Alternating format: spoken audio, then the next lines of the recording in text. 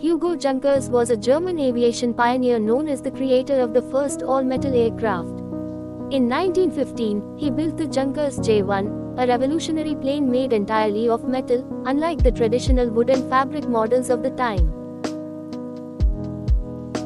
Hugo Junkers improved aerodynamics with all-metal, streamlined designs and cantilever wings, making aircraft faster and more efficient. Hugo Junkers shaped commercial aviation with the Junkers F.13, 1919, the first all-metal airliner, making air travel safer, stronger, and more reliable, paving the way for modern passenger flights. Hugo Junkers, born in 1859 in Raid, Germany, studied mechanical लेकिन 3 घंटे की उड़ान पूर इसरार तौर पर गायब हो गई। जहाज का रडार से राब्ता खत्म हो गया और कंट्रोल टावर ने इसे गायब built the foundation for his later role as an aviation pioneer.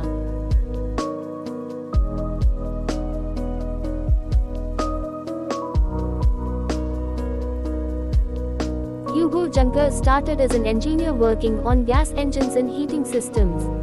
In the 1890s, he founded Junkers and Company, later turning to aviation, where his experiments with aerodynamics shaped his future aircraft designs.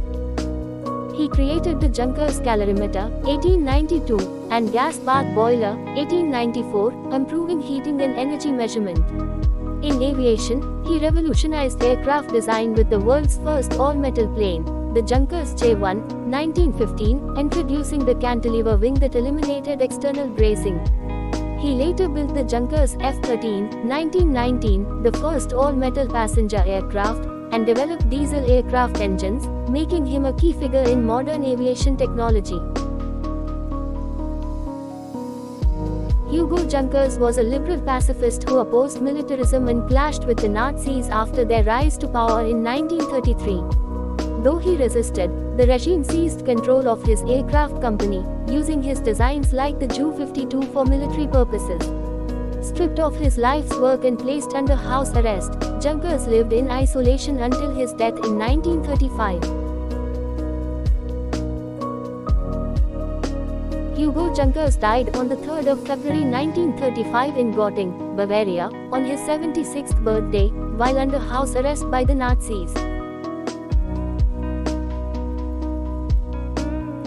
Legacy: Junkers pushed forward ideas of safe, comfortable, mass air travel.